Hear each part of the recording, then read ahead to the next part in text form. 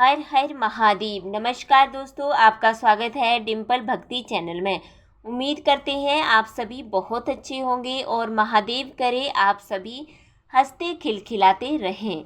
दोस्तों, आज इस वीडियो में हम आपके लिए लेकर आए हैं एक ऐसी अद्भुत और रहस्यमयी कथा जो भगवान शिव के रौद्रतम और न्यायकारी स्वरूप श्री काल भैरव से जुड़ी है। यह कथा न केवल भय को दूर करती है बल्कि जीवन में साहस, आत्मबल और सुरक्षा का आशीर्वाद भी देती है। दोस्तों, क्या है कालाष्टमी? हर माह के कृष्ण पक्ष की अष्टमी तिथि को कालाष्टमी मनाई जाती है। विशेष रूप से मार्गशीर्ष, फाल्गुन और आषाढ़ माह की कालाष्टमी अत्यंत फलदायक मानी गई है। इस दिन भगवान काल भैरव का पूजन और व्रत रखने से सभी प्रकार के भय, रोग, शत्रु बाधा, मानसिक अशांति और दरिद्रता समाप्त हो जाती है। दोस्तों, व्रत का महत्व: इस दिन श्रद्धा से उपवास रखने, काल भैरव की पूजा, कथा श्रवण, हवन और तांत्रिक अनुष्ठानों से व्यक्ति को अदृश्य शक्तियों का भय, कोर्ट कचहरी के झमेले और शारीरिक मानसिक परेशानियों से छुटकारा मिलता है। ऐसा भी माना जाता है कि जो भक्त इस दिन सच्ची निष्ठा से पूजा करते हैं, काल भैरव उन्हें अपने संतान, सम्मान, संरक्षण प्रदान करते हैं। जीवन में कोई भय, संशय, दुख या निराशा शेष नहीं रहती। दोस्तों, काल भैरव का प्रकट्य पौराणिक मान्यताओं के अनुसार जब भगवान शिव का अति रुद्र रूप प्रकट हुआ तो समय भी उनके आगे नतमस्तक हो गया। तभी उन्हें काल भैरव कहा गया, अर्थात जो स्वयं काल के भी स्वामी हैं। उनका एक अन्य नाम दंडाधिपति भी है, जिसका अर्थ है जो पापियों को उनके कर्मों के अनुसार तुरंत दंड देते हैं। कालाष्टमी केवल एक तिथि नहीं बल्कि एक आध्यात्मिक चेतना है जो आत्म बल देती है, पाप विमोचन और आत्म शुद्धि की प्रेरणा देती है और हमें धर्म के पथ पर अग्रसर करती है। यदि आप भी किसी भय, रोग, मानसिक तनाव या जीवन की समस्याओं से जूझ रहे हैं तो एक बार श्रद्धा से कालाष्टमी व्रत अवश्य कीजिए। भगवान काल भैरव आपकी रक्षा करेंगे, साहस और स्थिरता का आशीर्वाद देंगे।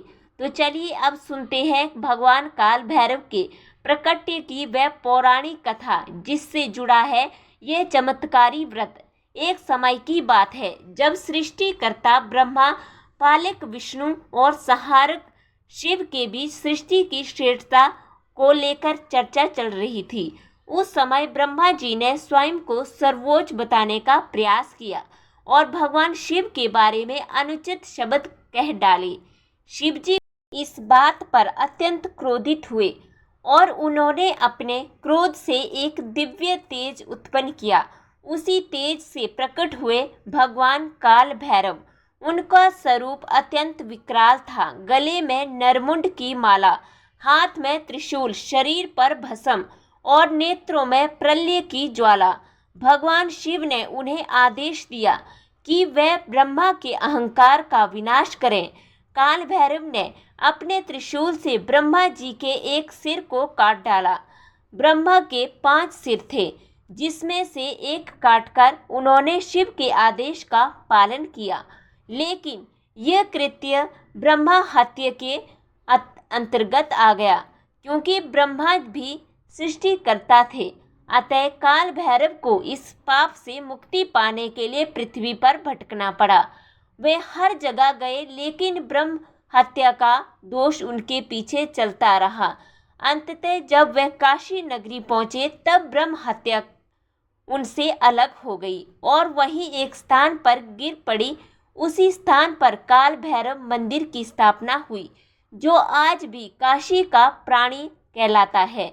भगवान शिव ने उन्हें काशी का कोतवाल नियुक्त किया और घोषणा की कि बिना काल भैरव की अनुमति के कोई भी काशी में प्रवेश नहीं कर सकता और ना ही वहां से मुक्ति प्राप्त कर सकता है।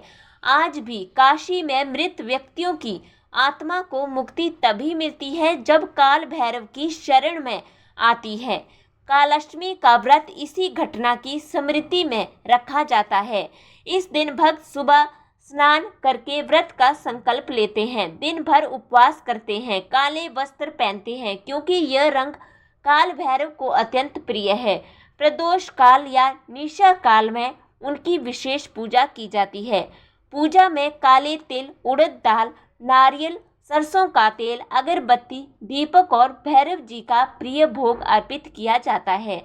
कई स्थानों पर काले कुत्तों को भोजन कराना भी पुण्यदायक माना गया है क्योंकि काल भैरव को कुत्ते की सवारी प्रिय है।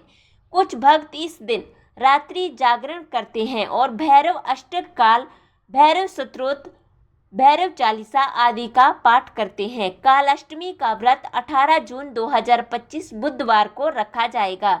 इस दिन बुधवार होने के बावजूद भी यदि अष्टमी तिथि रात्रि के समय तक रहती है, जो कि इस बार है, तो काल भैरव जी की पूजा रात्रि में ही की जाती है क्योंकि उनका पूजन निशा काल में अधिक फलदायक माना जाता है। इस दिव्य कथा को अंत तक सुनने के लिए आपका धन्यवाद। अगर आपको यह कथा ज्ञानवर्धक और प्रेरणादायक लगी हो तो चैनल को सब्सक्राइब करें, वीडियो को लाइक करें और इसे अपने मित्रों व परिवार के साथ शेयर करें। हम फिर आएंगे एक और अद्भुत पौराणिक कथा के साथ। तब तक के लिए जय काल भैरव, हर हर महादेव।